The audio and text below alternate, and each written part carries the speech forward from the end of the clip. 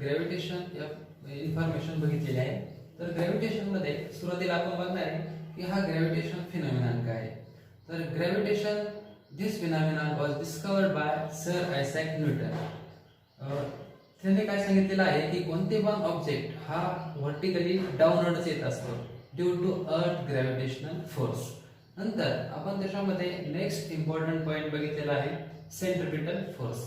Centripetal force explain करताना तर आपण एक डायग्राम बघितलेली आहे. त्या डायग्राम मध्ये काय दाखवलेलं आहे की एक असा विशिष्ट असा फोर्स असतो की तो सर्क्युलर पाथ मध्ये मूव्ह होत असतो and its direction is toward the centre of the circle. It is known as centripetal force. Our third point is Kepler's law. It is extremely important in exam. We have to explain first law, Kepler's first law.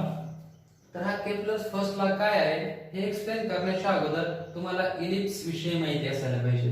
तर मी ते एक ellipse draw केलेला आहे आणि त्या ellipse वरती F1 and F2 असे दोन पॉइंट्स घेतलेले आहेत. F1 and F2 आणि त्याला तीन पॉइंट्स अटॅच केलेले आहे A, B and C. तर हे तीन पॉइंट्स अशा लाईनने अटॅच केलेले आहे. तर ह्याच्यावरून आपण कन्क्लुजन काय घेणार आहे बघा की distance AF1 plus AF2 is equal to distance BF1 plus BF2 is equal to distance CF2 plus CF2 F1. म्हणजे याचा मीनिंग काय आहे की ह्या इलिप्स वरती कोणते जरी आपण पॉइंट घेतले तरी त्याचं डिस्टन्स हे सेम असणार आहे. तर हे इलिप्स विषयी माहिती आहे. आपल्या मेन पॉइंट्स कडे आपण वळू. Kepler's first law. आता केपलर सायंटिस्टने काय सांगितलेलं आहे बघा. केपलर्स या सायंटिस्टने सन आणि प्लॅनेट्स याच्या ऑर्बिट विषयी माहिती दिलेली आहे. तर केपलर्स डोळ्यासमोर आल्यानंतर पहिल्यांदा आपल्याला सन आणि प्लॅनेट्स आठवले पाहिजे. तर फर्स्ट लॉ काय सांगतो बघा की जो सन आहे तो आणि ते जे प्लॅनेट्स आहे ते इलिप्स हे एकमेकाला इलिप्स असतात. ऍक्च्युअली तो कसा आहे बघा the orbit of a planet. Orbit म्हणजे तो जो प्लॅनेट आहे तो कोणत्या कक्षेमध्ये फिरतो याला म्हणायचं orbit. The orbit of a planet. The orbit of a planet is ellipse. तो इलिप्स असतो. Ellipse with the sun at one of the foci. म्हणजे सन मध्ये असणारे त्याच्या भोवती प्लॅनेट्स फिरत असणारे आणि ते इलिप्टिकल ऑर्डरने फिरत असणारे.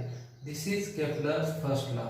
The orbit of a planet is ellipse with the sun at one of the foci. Simple law. Second, Kepler's second law. आता Kepler's second law काय आहे त्याचं स्टेटमेंट बघण्याच्या अगोदर आपण एक डायग्राम समजून घेऊ. इथे सन आहे आणि ऑर्बिट मध्ये प्लॅनेट्स मूव्ह होत आहे. तर आपण काय केलेलं आहे की सुरुवातीला तो प्लॅनेट A पोझिशनला होता. एका विशिष्ट वेळानंतर तो B पोझिशनला गेलेला आहे. सेकंड एक्झाम्पल मध्ये काय घेतलं की तो प्लॅनेट C ला होता. नंतर विशिष्ट वेळाने तो D पोझिशनला गेलेला आहे. थर्ड केस मध्ये planet is at E position and after some time it go at F position. तर केपलरचा सेकंड लॉ काय सांगतो बघा the line joining. Focus on this line sun and A. The line joining the planet and sun sweeps equal area. म्हणजे हा जो planet आहे हा B पोझिशनला जाणार आहे. हा जो C प्लॅनेट आहे हा D पोझिशनला जाणार आहे. हा जो प्लॅनेट आहे E हा F पोझिशनला जाणार आहे. हा equal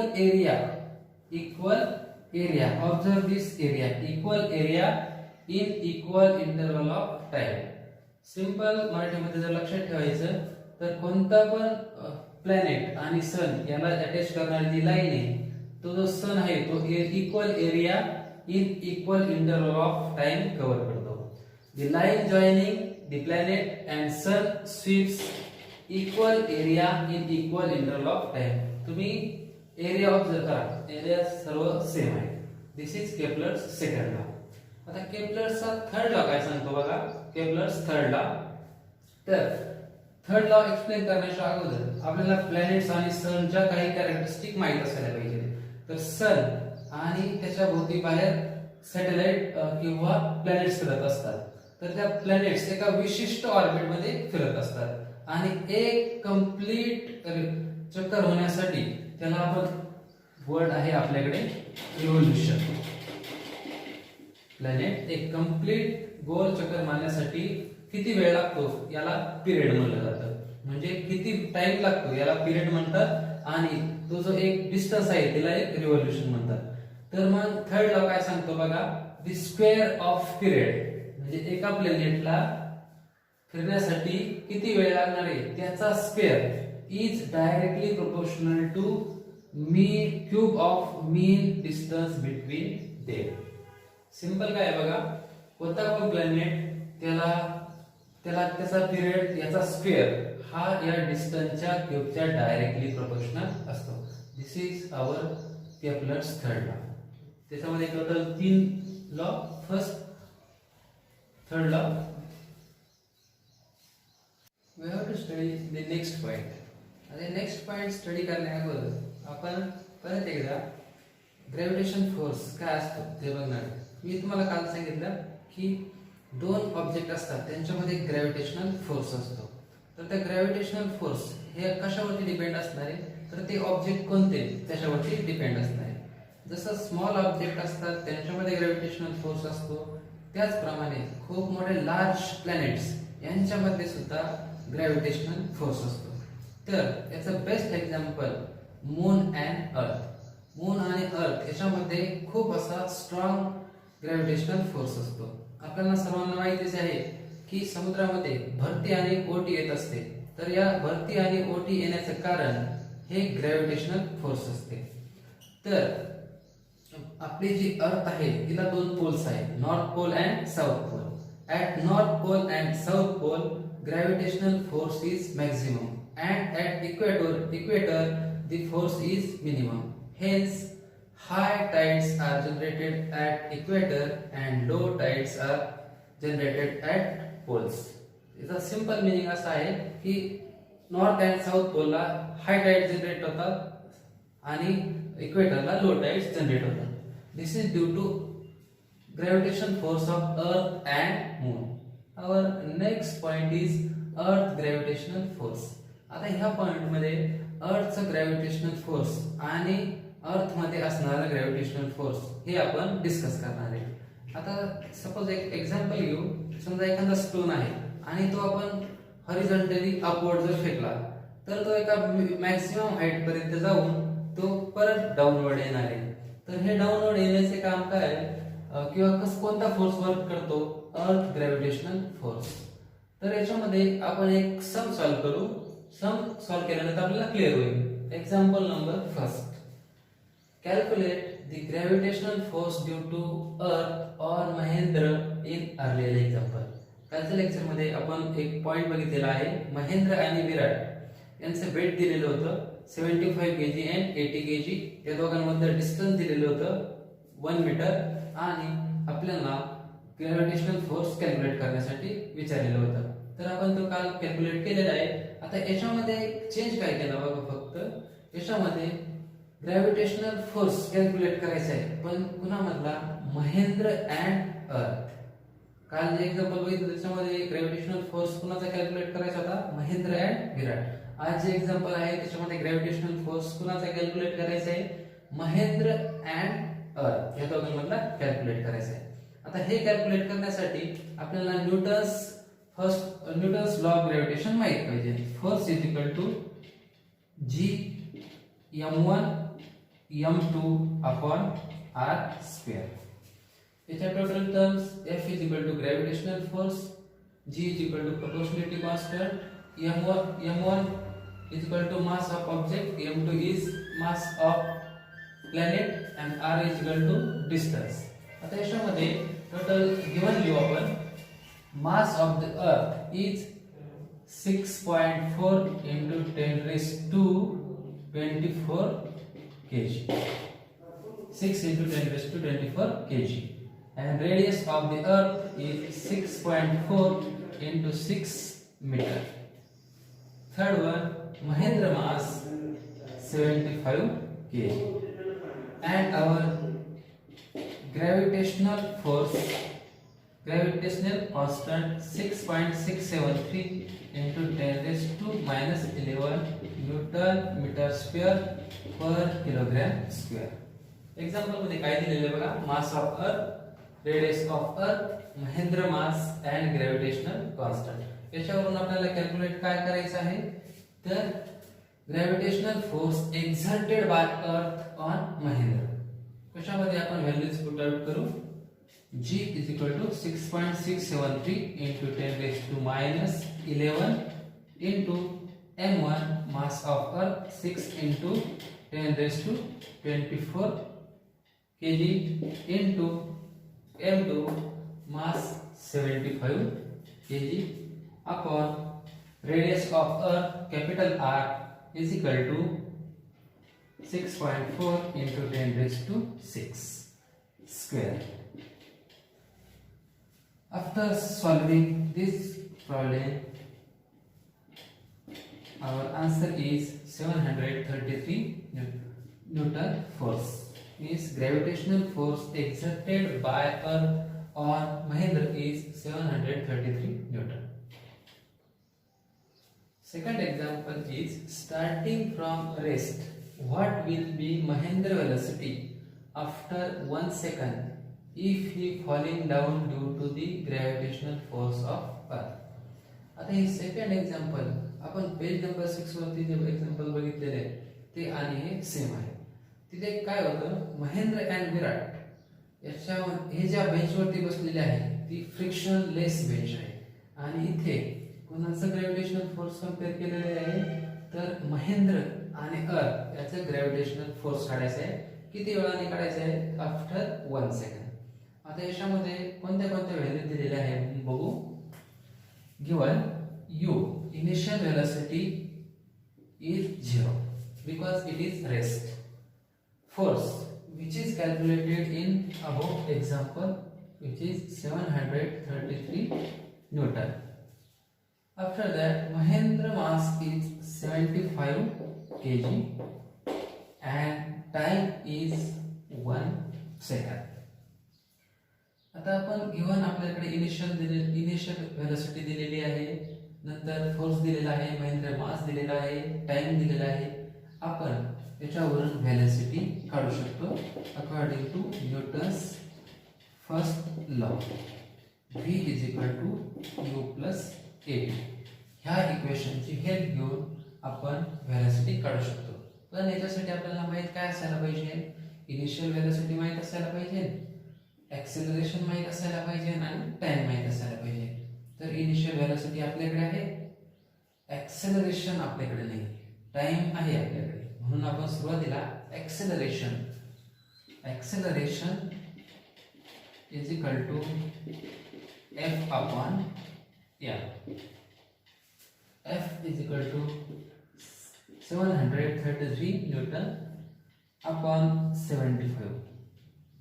Our acceleration is 9.77 meter per second square. Remember that unit of acceleration is meter per second square. We have to get acceleration by putting this acceleration value in Newton's first law. Initial velocity 0, acceleration 9.77 into time 1. We have to get answer 9.77 meter per second. This is our velocity. Unit of velocity is meter per second. Our next point is earth gravitational acceleration. आता earth gravitational acceleration point start करण्या अगोदर आपण एक example बघू. आपले satellite launching जे असतं तर सॅटेलाइट एका विशिष्ट हाईटला नेऊन तो एका विशिष्ट ऑर्बिट मध्ये सेट केला जातो. तर त्याला त्या सॅटेलाइटला विशिष्ट असं ॲक्सेलरेशन दिलं पाहिजे. ॲक्सेलरेशन म्हणजे काय, किंवा ॲक्सेलरेशन दिलं नाही तर काय होईल, प्रत्येक ऑब्जेक्ट मध्ये काय असतं, अर्थ ग्रॅव्हिटेशनल ॲक्सेलरेशन असतं. म्हणजे कोणता पण एखादा ऑब्जेक्ट, पृथ्वीचं नेचर काय आहे, त्याच्याकडे स्वतःला ओढून घेणे. मग ते स्वतःकडे जर ओढून घेतलं तर तो जो ऑब्जेक्ट आहे तो स्पेस मध्ये राहू शकतो का, तर आपला आन्सर असेल की तो स्पेस मध्ये राहणार नाही. तर त्याला स्पेस मध्ये राहण्यासाठी आपल्याला त्याला विशिष्ट असं व्हेलॉसिटी द्यावा लागेल, विशिष्ट अशी ऍक्सेलरेशन द्यावा लागेल. त्या ऍक्सेलरेशनला म्हणायचं अर्थ ग्रॅव्हिटेशनल ऍक्सेलरेशन. आता ते अर्थ ग्रॅव्हिटेशनल ऍक्सेलरेशन डिनोट करण्यासाठी सिम्बॉल आहे स्मॉल जी.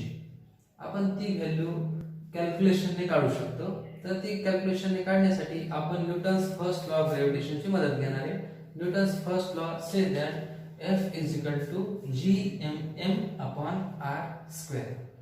आता आपण अर्थचं ग्रॅव्हिटेशनल फोर्स कॅल्क्युलेट करतोय, त्यामुळे आपल्याकडे कॅपिटल G आपली व्हॅल्यू माहित असणार आहे, अर्थचं मास माहित असणार आहे, ऑब्जेक्टचं मास आपल्याला माहित असणार आहे आणि अर्थची रेडियस आपल्याला माहित असणार आहे. तर सुरुवातीला आपल्याला दोन इक्वेशन मिळणार आहे. F is equal to gmm upon r². This is our equation number first. आपल्याला हे पण माहित आहे की force is equal to mass into gravity. This is our equation second. By observing equation first and second, one side is same. Hence this from one and two we can write mg is equal to gmm upon r². Our assignment is to calculate small g, which is given by equation g is equal to gmm upon r². The value of g, gravitational constant or proportionality constant, is 6.67 into 10 raised to minus 11 Newton meter square per kilogram square. Mass of Earth is 6 into 10 raised to 24 kg and radius 6.4 into 10 raised to 6 meter.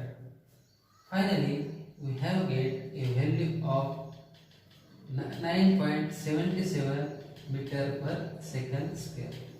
This is our G value, gravitation value, 9.77 meter square. This is Earth gravitational acceleration. This value is not same in all over world. This value changed up to height. Next point is variation in value of g. आता next आपला theoretical point आहे. तर theoretical point मध्ये ही जी ची value आहे ती vary कशी होते ते आपल्याला बघायचे. जी ची व्हॅल्यू सगळीकडे सेम नसते. आता आपल्याला असे तीन पॉइंट बघायचे की ते जी व्हॅल्यू वरती परिणाम करतात. म्हणजे ती जी व्हॅल्यू 9.77 असू शकते किंवा जास्त असू शकते किंवा कमी असू शकते. याला काहीतरी रिझन्स असणार आहे. तर फर्स्ट रिझन आपण बघू, change along the surface of earth. मी तुम्हाला मागाशी पण सांगितलं की आपली अर्थ जी असते तर हिला एक नॉर्थ पोल असतो आणि एक साऊथ पोल असतो. नॉर्थ आणि साऊथ पोल याला ग्रॅव्हिटेशनल ऍक्सेलरेशन खूप जास्त असतं आणि इक्वेटरला ग्रॅव्हिटेशनल फोर्स खूप कमी असतं. तर त्यामुळे जी ची व्हॅल्यू सुद्धा चेंज होते. At poles gravitational value is 9.83 metre per second square and at equatorial 9.78 meter per second. Means north and south pole has maximum gravitational acceleration.